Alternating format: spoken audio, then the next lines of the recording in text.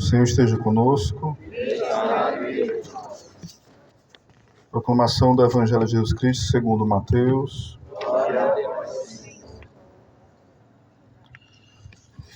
Naquele tempo disse Jesus: Ai de vós, mestres da lei e fariseus hipócritas, vós fechais o reino dos céus aos homens, vós, porém, não entrais, nem deixais entrar aqueles que o desejam. Ai de vós, mestres da lei e fariseus hipócritas, vós percorreis o mar e a terra para converter alguém, e quando o conseguis, o tornais merecedor do inferno 2 vezes pior do que vós. Ai de vós, guias cegos, vós dizeis: se alguém jura pelo templo, não vale, mas se alguém jura pelo ouro do templo, então vale. Insensatos e cegos, o que vale mais, o ouro ou o templo que santifica o ouro? Vós dizeis também: se alguém jura pelo altar, não vale, mas se alguém jura pela oferta que está sobre o altar, então vale. Cegos, o que vale mais, a oferta ou o altar que santifica a oferta? Com efeito, quem jura pelo altar, jura por ele e por tudo que está sobre ele. E quem jura pelo templo, jura por ele e por Deus que habita no templo. E quem jura pelo céu, jura pelo trono de Deus e por aquele que nele está sentado. Palavra da salvação.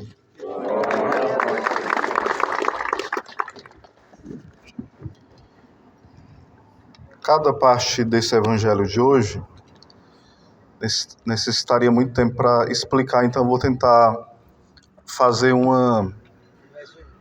resumo, uma contextualização, né? Quem eram o grupo dos fariseus, para nós entendermos? Existia um grupo dos saduceus, que era a classe sacerdotal, que cuidava das coisas do templo.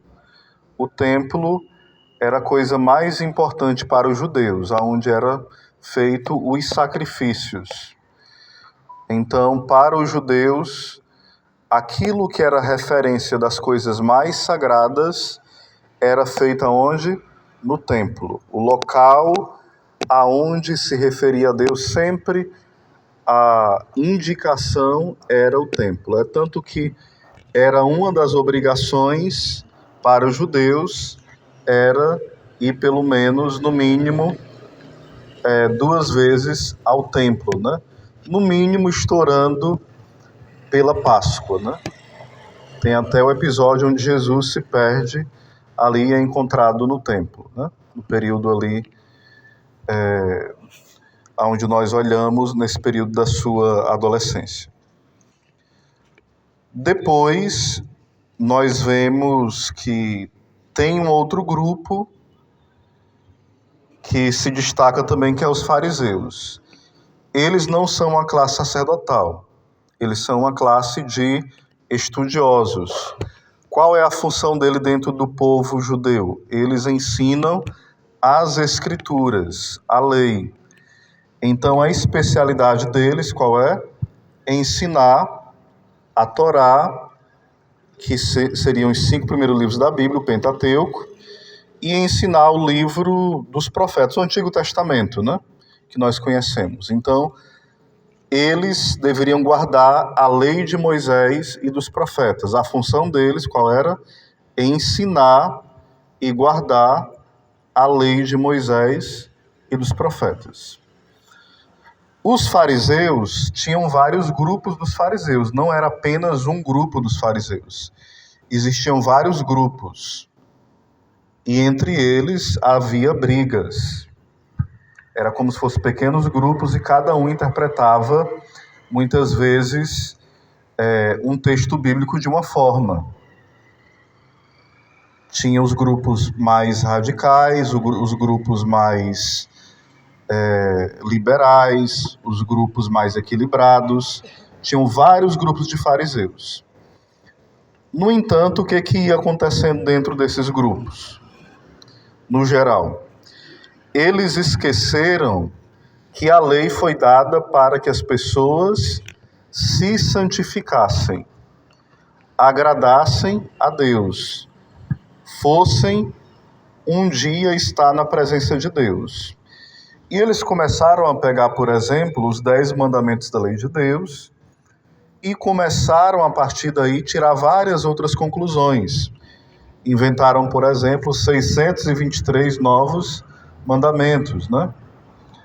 Só para o sábado tinha dezenas de outros novos mandamentos. Um deles, por exemplo, era você só podia andar 1000 metros no sábado. Então havia regras duríssimas. Então, mais de 623 mandamentos dá para decorar? Não, né? Então, por exemplo, eles ligavam muito para coisas externas. Exemplo, quando você ia limpar as mãos, você tinha que limpar as mãos, lavar bem lavado e limpar até os cotovelos. Então, quando, por exemplo, Jesus recebe a reclamação que eles não limpam as mãos, não é porque ele não limpa as mãos, é porque não limpa as mãos do jeito deles, até os cotovelos. E se não limpa até os cotovelos, não limpou as mãos. Então, se a gente for afunilar cada texto bíblico que fala dos fariseus, olha aqui, eu não sei se está gravando aqui não, Cássio. O que acontece? Cada texto bíblico, o que acontece? Eles vão ter uma diferença. Por exemplo, quando Jesus vai falar sobre o casamento, o que os fariseus perguntam? É lícito dar carta de divórcio, né? Por qual motivo se pode dar carta de divórcio?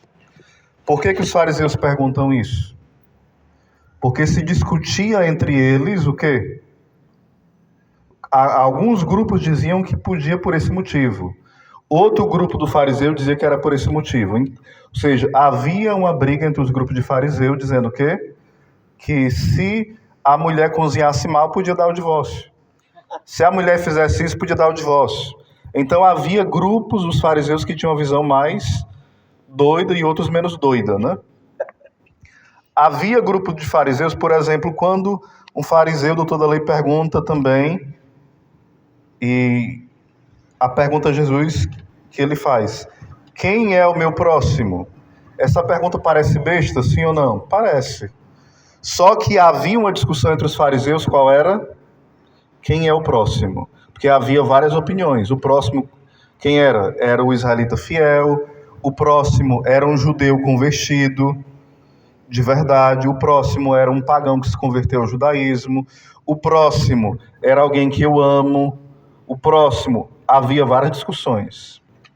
Enfim, percebam que não é uma coisa simples. A gente escuta falar muito dos fariseus na Bíblia, é ou não é?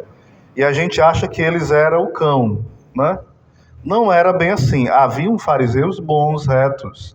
A intenção deles era boa. Só que a intenção sendo boa, eles estavam fazendo da forma errada. E depois eles começaram também a ter intenções tortas. E começaram a enveredar pelo caminho do mal. Vocês estão entendendo?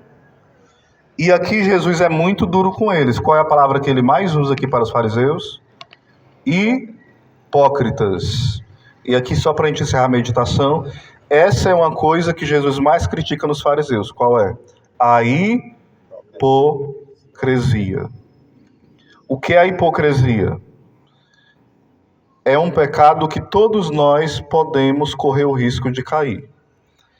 É quando nós exigimos do outro algo que nós ensinamos e nós fazemos o contrário porque nós queremos fazer. Toda pessoa que tem autoridade de ensinar pode incorrer nisso. Um professor, um pai de família, alguém que é líder em um trabalho, um padre, um catequista. um amigo que está dando um conselho. Você fala assim, ó, olha, não faça isso. E você faz justamente o contrário. Mas às vezes você faz o contrário às escondidas. Esse é o pior hipócrita, entenderam? Porque às vezes você é aquele hipócrita que escandaliza, né? E às vezes você é aquele hipócrita que faz escondido. Tem os dois tipos de hipócrita. Ambos estão cavando a sua própria cova e o seu caminho para o inferno. Olha só o que Jesus fala. Vocês correm o mar inteiro e saem procurando converter um pagão. E depois que convertem um prosélito, vocês tornam eles 2 vezes merecedores do inferno mais do que vós. Isso aqui é duro ou não é? É como se dissesse assim, Cássio, você é capaz de ir para a China e converter um chinês. E quando converte ele, você torna ele culpado do inferno pior do que você 2 vezes. O que Jesus está dizendo? Quando você ajuda alguém a se converter, você é responsável de continuar ajudando ele a caminhar para o céu. Não é só ajudar ele a conhecer Jesus e depois a sua vida ser um escândalo para a vida dele, não. Vocês estão entendendo? Dá um exemplo, né? Tem que ser um testemunho. Porque às vezes a gente até chama alguém, por exemplo, para a missa. A gente ajudou ele a vir para a fé. Ele foi tocado na missa. A gente chama ele para o texto dos homens. A pessoa foi tocado aqui. Mas quando ele olha assim, valha, ali é o Cássio que me chamou para o texto dos homens. Misericórdia.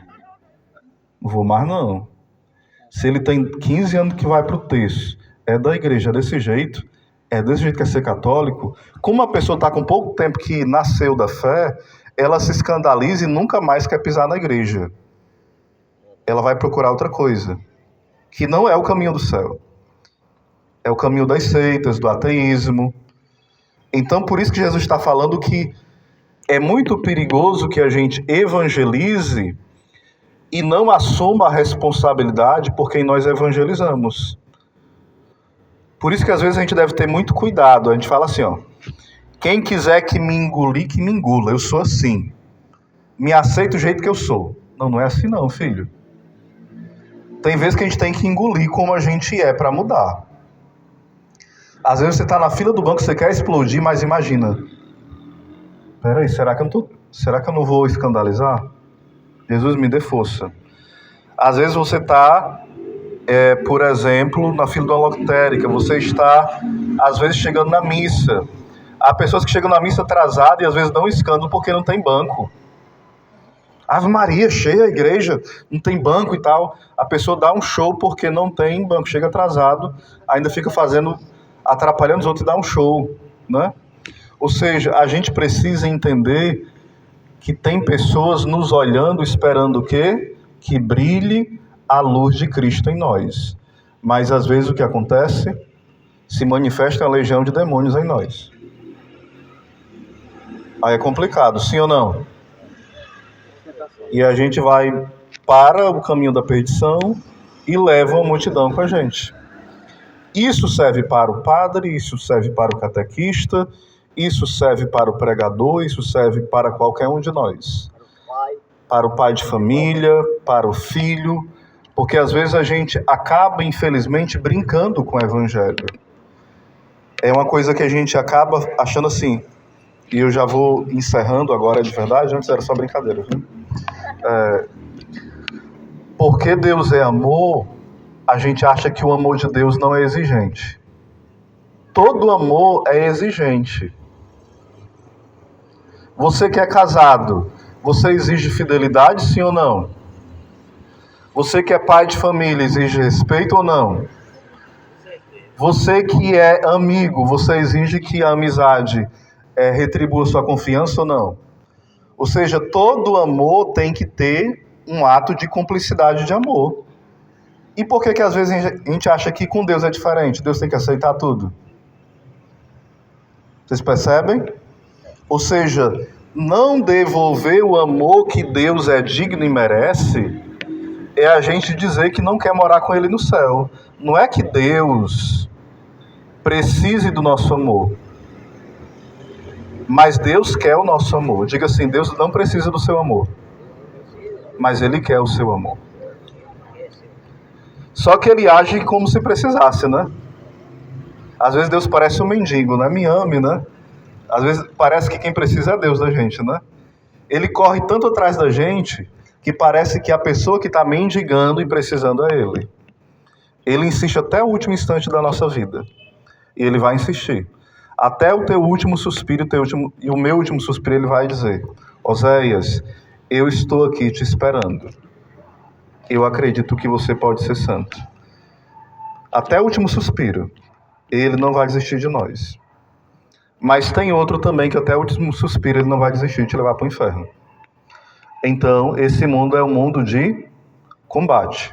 A pergunta é: de que lado nós queremos combater? Aí você e eu vamos responder. Louvado seja o nosso Jesus Cristo.